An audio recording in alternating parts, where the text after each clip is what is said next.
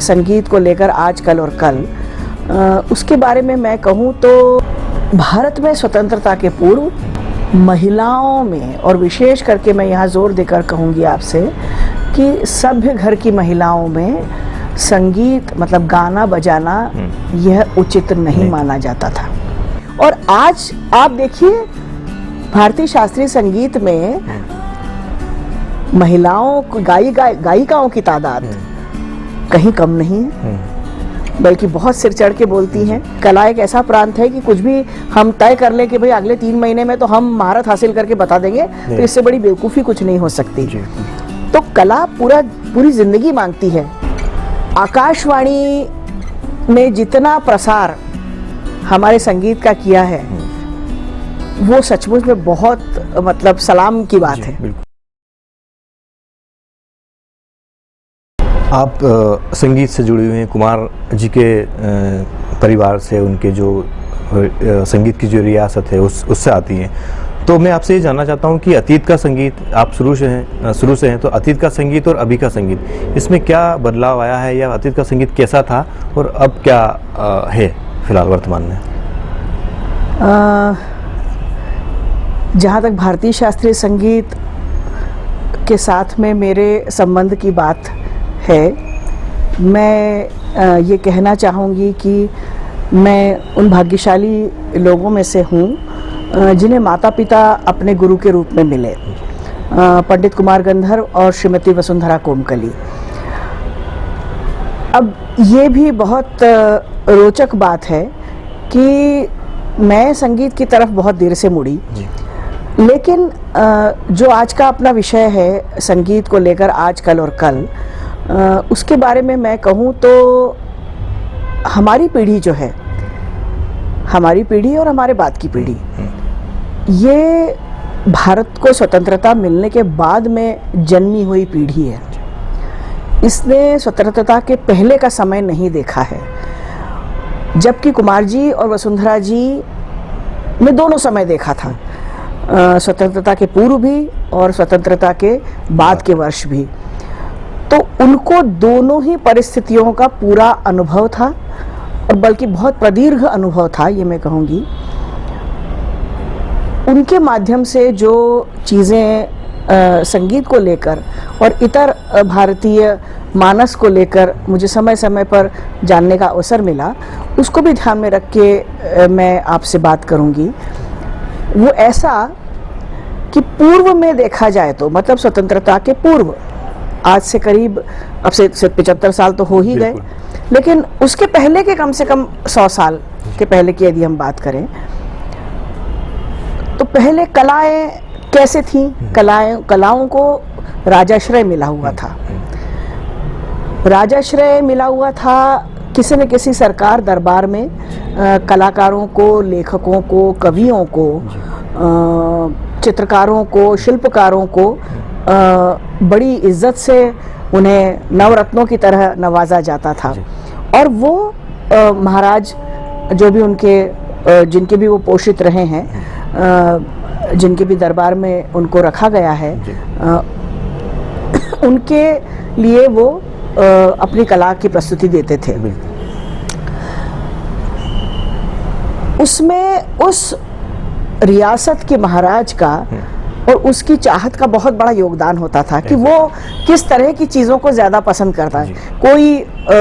कोई महाराजा या कोई राजा राजाश्रय के रूप में शिल्पकारों को ज़्यादा महत्व देता था, वास्तुकारों को कुछ ज़्यादा महत्व देता था, कुछ लोग संगीतकारों को महत्व देते थे। तो इस तरह की अलग अलग विधाएं थीं।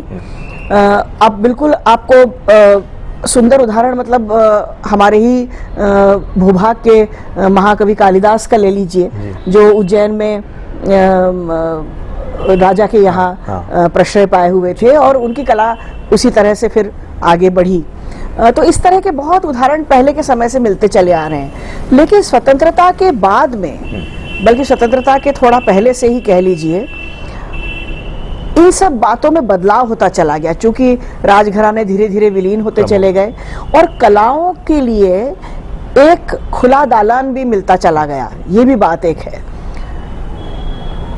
दूसरी बात, दूसरा पक्ष को ये देखें तो कलाएं लगभग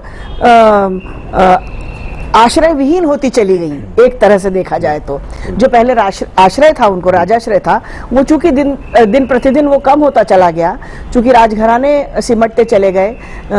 हमारे यहाँ स्वतंत्र भारत में जो है वो स्वतंत्र सरकार आई, स्वतंत्र विचार आए, और इस तरह से जो अलग अलग रियासतों को विलीन करने का जो काम हुआ, उसमें कलाओं को भी कहीं ना कहीं अपनी अलग अलग पहचान बनाने के लिए अलग अलग जगहों पर जाने की नौबत आई कलाकारों को, क्योंकि उनको आश्रय समाप्त होता चला गया था। परंतु उसमें एक बात ऐसी थी कि जो पहले कला केवल रसिक प्रिया थी, वो लोकप्रिय होती चली गई। ये एक बहुत बड़ा फर्क है। जन सामान्य के बीच में कलाओं की पैठ धीरे धीरे ज्यादा बढ़ने लगी। ये एक बहुत जरूरी, और मैं कहती हूँ कि कलाओं के संवर्धन और संरक्षण और उसके फैलाव के लिए ये एक बहुत बड़ा एक परिवर्तन आया, बदलाव था, बहुत बड़ा बदलाव था। पंडित विष्णु दिगंबर पलुस्कर का नाम मैं यहाँ लूंगी। ऐसे दृष्टा विभूति हुए भारतीय शास्त्रीय संगीत में, जिन्होंने 1901 में लाहौर में गांधर्व महाविद्यालय की स्थापना की। गांधर्व महाविद्यालय एक ऐसी संस्था जो भारतीय संगीत के संरक्षण, संवर्धन और प्रसार के लिए बनी थी।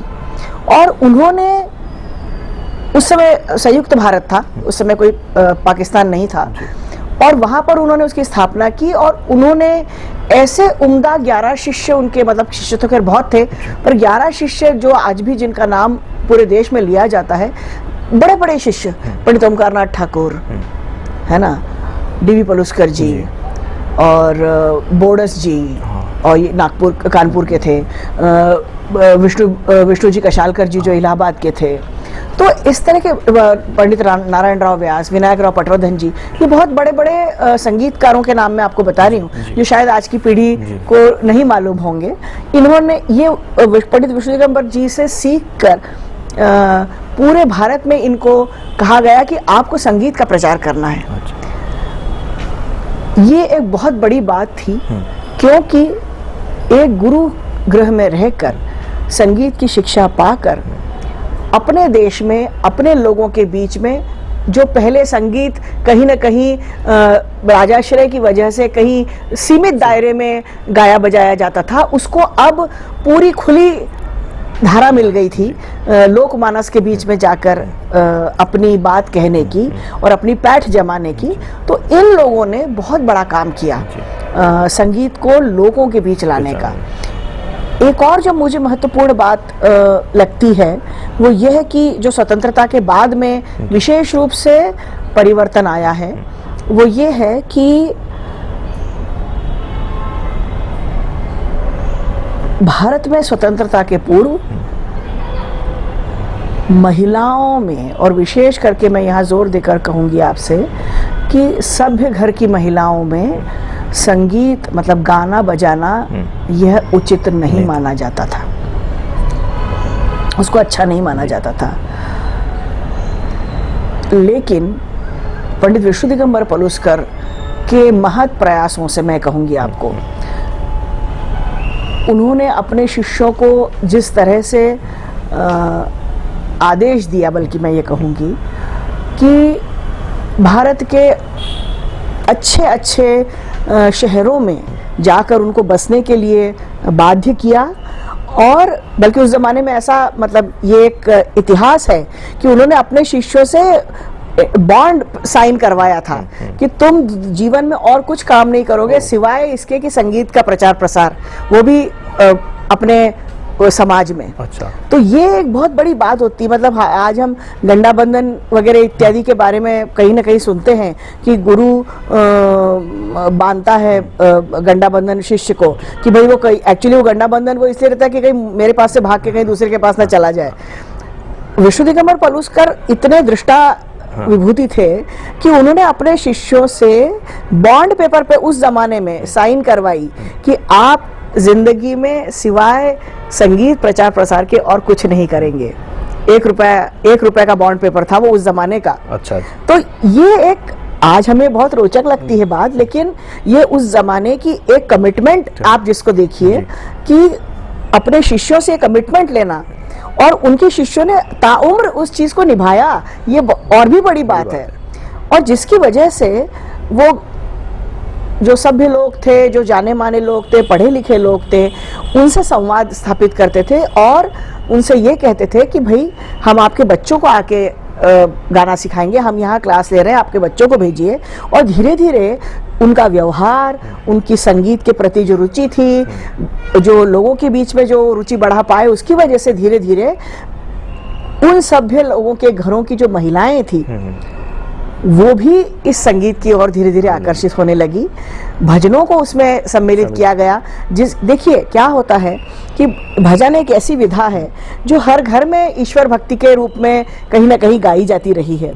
तो ऐसे सुंदर भजनों को साथ में लेके विष्णु दिगंबर जी के विद्यार्थी आगे आए कि जिससे लोगों के घरों में महिलाएं उस संगीत को अपना समझने लगी और वो संगीत सीखने लगी। और आज आप देखिए भारतीय शास्त्रीय संगीत में महिलाओं गायिकाओं की तादाद कहीं कम नहीं है, बल्कि बहुत सिर चढ़ के बोलती हैं। और ये मेरे लिए बहुत फख्र का विषय है कि कुमार जी ने, मेरे पिता ने और मेरी माँ वसुंधरा जी ने हमेशा इस बारे में कभी कोई भेदभाव नहीं किया, बल्कि दोनों को समान रूप से, मतलब लड़कियों को भी और लड़कों को भी, जो उनके पास विद्यार्थी आए उनको समान रूप से विद्यादान किया।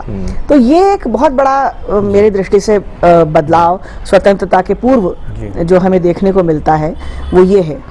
एक जो और भी बड़ा बदलाव मुझे यहाँ आपके साथ में साझा करना अच्छा लगेगा। स्वतंत्रता के पूर्व जो भी सामाजिक स्थिति रही है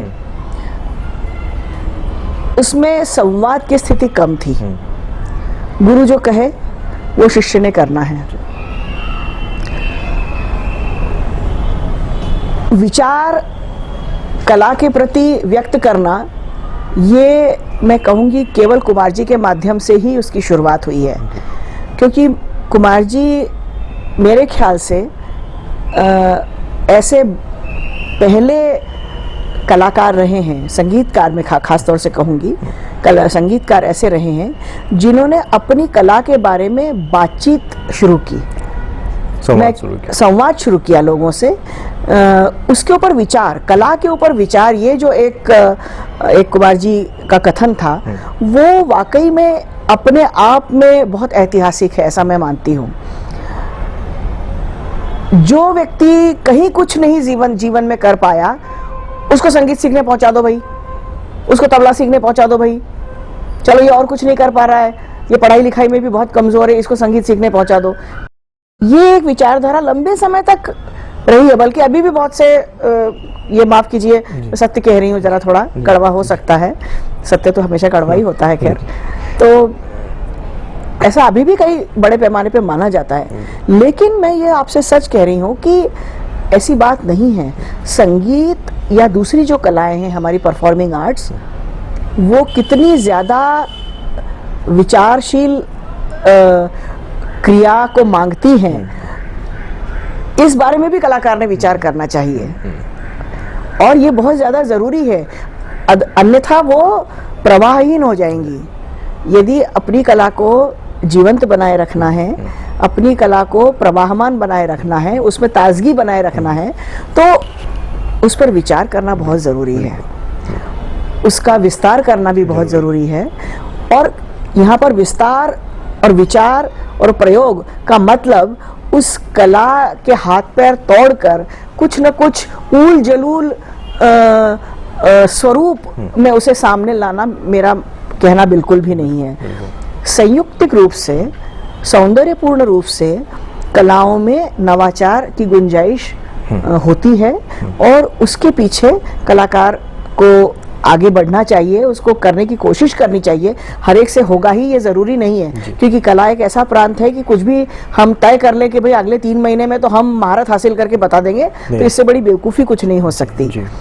तो कला पूरी जिंदगी मांगती है, ये कोई 3 साल या 5 साल का कोर्स नहीं है, ये पूरी जिंदगी मांगती है। और पूरी जिंदगी जो चीज मांगती है वो कितनी महत्वपूर्ण हो सकती है, इस बारे में कलाकार को भी विचार करना चाहिए, ऐसा मेरा मानना है। तो इस दिशा में कुमार जी ने बहुत आगे का विचार किया और जनमानस को, लोगों के बीच में, सुधी श्रोताओं के बीच, सुधी जानकारों के बीच में अपने विचार रखे कला के प्रति, जिसकी वजह से कला के बारे में संवाद शुरू हुआ, लोग बातचीत करने लगे अपनी कला को लेकर। ये बहुत बड़ा बदलाव है, ये बहुत बड़ा बदलाव। तो ये एक लंबी फहरिस्त आपने नामों की बताई है, पुलस्कर जी और ओंकारनाथ ठाकुर जी, कुमार जी, तो उन्होंने इस संगीत विरासत को आगे बढ़ाया, फैलाया, सब कुछ किया। तो अब कंपैरेटिवली उस युग के और आप आज जो देखती, तो आप कैसा देखते हैं कि भविष्य का जो संगीत है वो कैसा है, या कला कैसी है, इसमें कौन लोग जिनका योगदान आप देख रही हैं?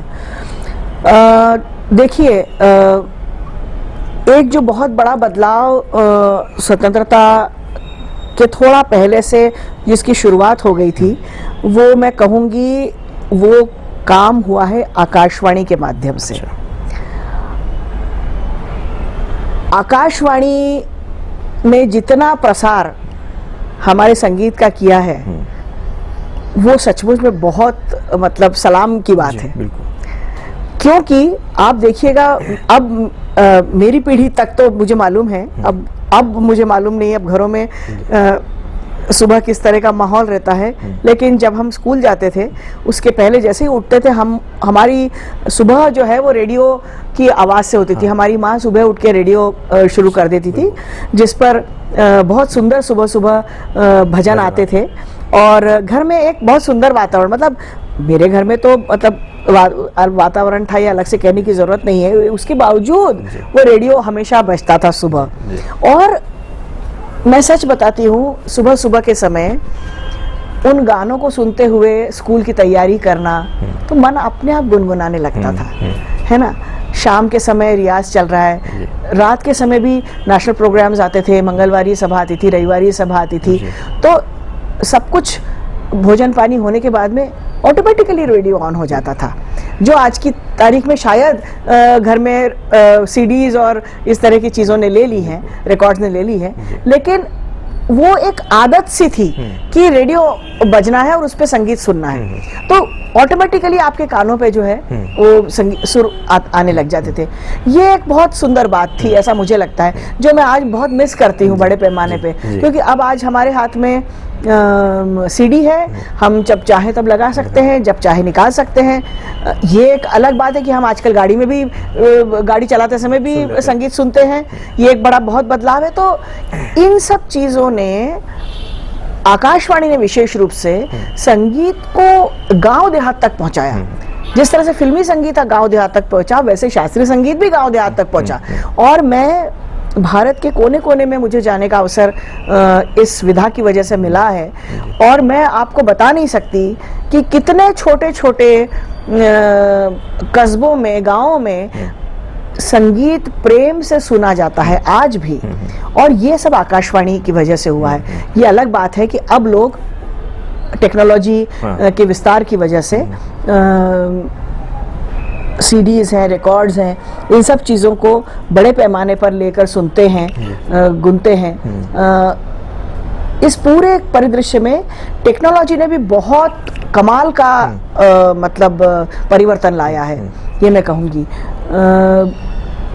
जिस तरह से पहले रिकॉर्ड्स, ग्रामोफोन रिकॉर्ड्स थे, फिर उसके बाद में एलपीज आई, ईपीज आई, फिर उसके बाद में धीरे से स्पूल आया, स्पूल रिकॉर्डिंग आई, स्पूल रिकॉर्डिंग के बाद में फिर धीरे धीरे कैसेट रिकॉर्डिंग आई, कैसेट पे संगीत आने लगा, छोटी छोटी कैसेट्स पे। कैसेट्स होने के बाद में एक डिजिटल फॉर्मेट आया उसका, डैट के नाम से। फिर आज भी कई बार स्टूडियोज में तो डैट पे ही किया जाता है, डैट आया। फिर डैट के बाद में सीडीज का समय आया, सीडीज के बाद में अब तो पेन ड्राइव पे संगीत आने लग गया है, और अब चूंकि सारा कंप्यूटर सब हो गया है, यूट्यूब और सारा ऑनलाइन माध्यम, तो जबरदस्त टेक्नोलॉजी ने उड़ान भरी है। और कई बार तो मुझे लगता है कि इस उड़ान के साथ में हम अपने आप को सामंजस्य भी बैठा पा रहे हैं कि नहीं, क्योंकि जिस गति से बदलाव हुआ है और जिस तरह से इस टेक्नोलॉजी ने संगीत में अपनी पैठ की है, कई बार मुझे लगता है पहले रिकॉर्डिंग एक माइक के ऊपर होता था जी, केवल एक माइक्रोफोन हुआ करता था जो सब संगत कलाकारों को, तबला, हारमोनियम, तानपुरे और गायक, इन सबको एक माइक्रोफोन कंट्रोल करता था। आप पुरानी फोटोग्राफ्स देखिएगा आकाशवाणी की और दूसरे एचएमवी के रिकॉर्डिंग्स की भी, एक माइक्रोफोन बीच में रखा रहता था, वो सब कुछ कैच करता था। आजकल तो हमारे पास में सारे डिजिटल माइक्रोफोन्स आ गए हैं, कंडेंसर माइक्रोफोन्स आ गए हैं और वो तो हमारी सांस को भी गिनते हैं। तो इतना जबरदस्त बदलाव है कि मैं क्या बताऊं आपको।